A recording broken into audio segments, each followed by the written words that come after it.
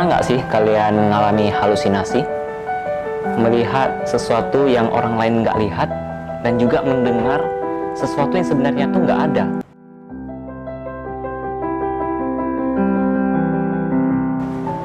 Hanya halusinasi kamu aja. Saya pernah, bahkan 3 kali dalam kehidupan saya. Ini kisah saya. Jadi pada awalnya itu di tahun 2015. Itu di masa perkuliahan saya itu, jadi kita ada dikasih kayak project gitu sih. Jadi projectnya itu kebetulan saya masuk di bidang IT, jadi projectnya itu ya buat program gitu. Nah, entah kenapa ya, pas dapat project itu rasanya itu sangat membebani saya sih. Jadi karena ada perasaan takut nggak bisa menyelesaikan, habis itu dapat skor yang buruk dan lain sebagainya gitu. Nah, jadi hari demi hari dilewati, itu juga dibarengi dengan rasa cemas yang begitu. Itu nggak kunjung berkurang, malah terus bertambah gitu. Nah, sampai akhirnya juga asam lambung saya mulai naik, sakit lambung, keanginan, dan juga mulai timbul rasa gelisah gitu. Dan sampai puncaknya itu, entah suatu hari itu tiba-tiba muncul kayak satu vision ataupun satu gambaran di pikiran, bahwasannya saya selalu seperti menghindari benda-benda tajam gitu. Jadi saya agak takut sih pas lihat benda tajam gitu, misalnya kayak pisau lah, garpu, gunting, segala sesuatu yang tajam gitu. Nah, bahkan di gambaran pikiran saya gitu, kadang-kadang bisa sampai terrefleksikan seperti orang-orang yang tersakiti oleh benda tajam tersebut. Dan parahnya, aku bahkan lebih khawatir lagi, pikiran itu bisa saja membawa saya sendiri seperti melukai orang-orang di sekitar saya dengan benda-benda tajam tersebut. Itu ngeri banget gitu. Ini berlangsung cukup lama sih, berbulan-bulan, hingga pada tahun depannya itu 2016. Jadi saya ingat banget, waktu itu saya pulang kuliah dari mata kuliah seminar. Nah, dan kebetulan saya sendirian gitu di angkutan umum tersebut. Nah, jadi pas udah jalan gitu, entah kenapa ada sejenak itu kosong gitu, kayak betul kosong. Dan tiba-tiba gitu, pas angkutannya udah mulai lebih kenceng jalannya, itu saya merasa kayak terbang gitu. Jadi kita kondisinya lagi duduk seperti ini, tiba-tiba aku merasa, loh, aku kayak melayang gitu, tapi aku masih melihat, ya aku masih duduk gitu, dalam posisi duduk, tapi kayak roh aku itu kayak keluar, terangkat gitu. Nah, itu pas itu terjadi, aku seketika panik sih, luar biasa paniknya. Ini kenapa kok tiba-tiba ngambang gitu kan. Ketika itu terjadi, jadi di angkutan umum itu kan di belakangnya saya ada kaca. Jadi kan mereka juga ada tempelkan satu tiang supaya kita nggak sender ke kaca itu. Jadi aku pegangin itu kenceng banget. Kenceng banget sampai benar-benar aku merasa, waduh, masih terangkat nih. Ya, aku coba nepuk-nepuk paha aku gini. Aku masih di sini kan, gitu. Ya, tapi itu nggak berlangsung lama sih, hanya beberapa detik aja, nggak sampai 1 menit.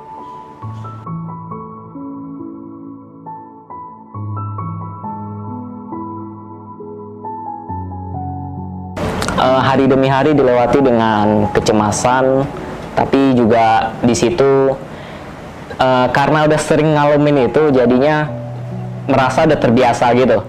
Jadi hari demi hari juga bisa mengabaikan itu, meskipun itu akan muncul secara tiba-tiba dan itu cukup mengganggu sebenarnya.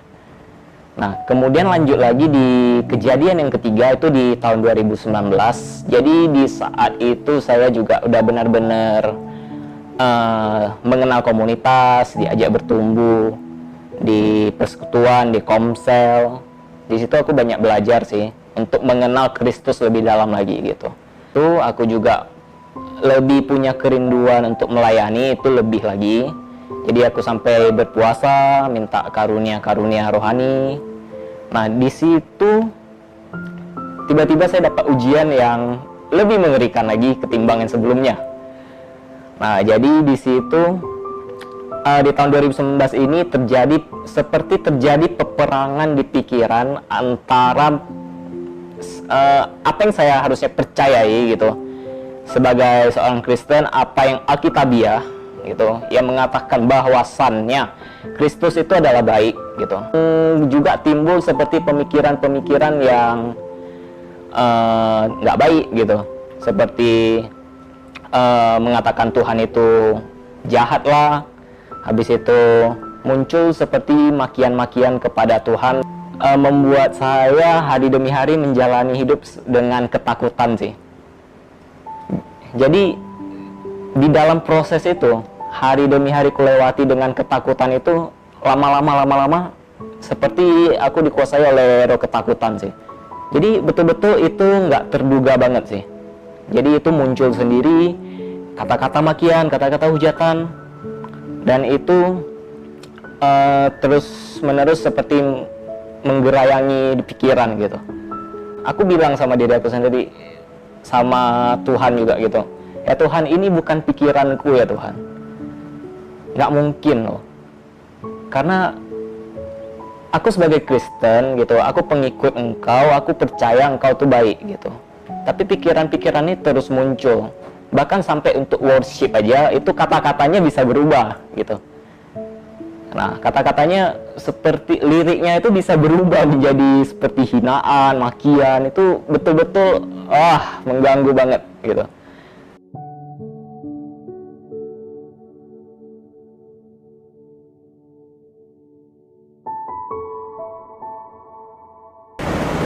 Jadi hari demi hari dilewati dengan kecemasan seperti itu. Lama-kelamaan saya harus berpikir, gimana sih solusinya? Jadi saya minta ke Tuhan, ya Tuhan, gimana bisa caranya supaya aku lepas dari seperti halusinasi ini gitu. Nah, akhirnya jadi teringat bahwasannya ada satu namanya pelayanan holistik. Jadi di situ aku bertekad untuk ngambil itu, sebuah pelayanan holistik di situ. Jadi kita seperti diberikan beberapa pertanyaan-pertanyaan yang harus kita jawab secara terbuka. Nah, di situ memang pertanyaannya spesifik dan itu sifatnya juga menggali. Jadi lagi dicari tahu apa sih sebenarnya akar permasalahan yang terjadi di hidupku sampai aku bisa mengalami depresi sampai 3 kali, kemudian berpikiran yang negatif dan lain sebagainya. Nah, jadi setelah mengikuti pelayanan holistik itu muncul hasilnya gitu. Jadi diketahui bahwasannya kalau aku ini punya kayak suatu kepahitan sih sama papa. Jadi gini, waktu kecil itu, jadi waktu umur saya 4 tahun itu saya berada di Medan. Itu infonya bahwasannya kalau orang tua saya itu berpisah di usia saya seperti itu. Nah, kemudian saya dititipkan ke nenek saya dan dibawa ke Banda Aceh. Nah, jadi di kehidupan saya dari umur 4 sampai sekarang itu aku nggak pernah mengalami yang namanya figur seorang bapak gitu. Semakin beranjak remaja itu ya biasalah anak remaja kan, pasti mencari sesuatu yang mau dia banggakan seperti itu. Misalnya melihat orang lain, loh kok dia gini sih, ada yang perhatiin, tiap pulang sekolah diantar jemput seperti itu oleh papanya, oleh mamanya gitu. Aku nggak pernah rasain itu sih. Kok aku nggak dapat yang kayak gitu. Nah, jadi mulai nggak suka nih lihat-lihat orang yang kesehariannya ada bareng sama orang tuanya, have fun, happy gitu. Ini juga dipengaruhi sama medsos sih. Jadi di situ juga sering lihat postingan-postingan misalnya kayak ya orang berliburan sama keluarganya, foto kemana ke ini. Jadi aku lebih cukup banyak menanam seperti rasa kebencian gitu. Meskipun kadang aku lihat orang tua orang lain, aku lebih bisa ngerti mereka ketimbang orang tua sendiri gitu. Karena aku dari kecil nggak diasuh sama mereka. Jadi kalaupun misalnya jumpa itu betul-betul merasa, wah asing banget. Kayak orang lain yang nggak saling kenal gitu. Nah, terus kalau misalnya kalian tanya kenapa sih aku kepahitannya sama papa, kok bukan sama mama sih? Kan sama-sama nggak diasuh toh sama mereka berdua. Jadi di masa-masa kecil aku itu memang aku dititipin sama nenek aku gitu. Tapi at least mama tuh masih ada telepon gitu. Masih ada tanyain kabar aku gimana. Masih ada coba untuk menunjang perekonomian aku, meskipun itu nggak banyak, itu sedikit, tapi menurut aku itu sebuah tanggung jawab yang sangat berharga sih. Ketimbang melihat seorang yang harusnya dia bertanggung jawab di sana tapi dia nggak peduli gitu. Ya aku merasa orang tua aku nggak bertanggung jawab. Kenapa aku dilahirin tapi dititipin gitu, kan lucu kan ya. Jadi di pelayanan holistik itu aku betul-betul disuguhkan satu pertanyaan yang bisa dibilang mengejutkan sih. Jadi aku ditanyakan pertanyaan seperti ini, satu pertanyaan ini: apakah kamu sudah menerima Yesus sebagai juru selamat pribadi kamu? Kapan? Jadi aku juga pasti tanyaan itu agak terhenyak gitu. Karena iya ya, kapan ya aku terima gitu. Maksudnya ya sejauh, memang aku dari Kristen dari kecil gitu. Nah, Kristen dari kecil, juga di masa holistik itu sebelumnya itu juga aku udah aktif pelayanan, aku ikut komsel juga iya gitu. Aku juga bahkan sebagai pengurus di persekutuan tersebut gitu. Nah, jadi di situ aku ditantang kembali untuk menerima Kristus sebagai juru selamat pribadi. Di situ aku baru dibukakan pikirannya. Kita juga harus punya yang namanya satu relasi pribadi antara aku sendiri sama dengan Tuhan kita. Nah, jadi di situ aku diajarin itu, aku juga ditantang untuk mengampuni papa di sini. Karena memang dari kecilnya nggak dapat figur, sehingga bisa muncul kayak pikiran-pikiran kayak negatif sama Tuhan itu karena kita nggak pernah merasakan figur seorang ayah di dalam hidup kita. Lah, yang figur secara fisik aja kita nggak pernah rasa kok, gimana kita bisa memandang Bapak di surga itu baik gitu. Saudaraku, kalau Anda sedang mengalami depresi, ketakutan, ataupun kecemasan, dan kalian nggak tahu harus share ini ke siapa, kalian bisa datang ke satu-satunya juru selamat, yaitu Yesus Kristus Tuhan kita.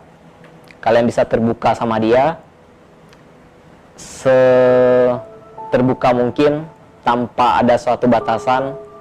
Kalian bisa share ke Dia, kalian bisa minta solusi ke Dia, dan aku yakin cepat atau lambat kemenangan itu pasti akan Anda miliki. Haleluya. Buat papa dan mama, untuk segala sesuatu yang sudah terjadi sampai saat ini, aku cuma mau bilang, aku mengampuni kalian, dan juga aku mengasihi kalian.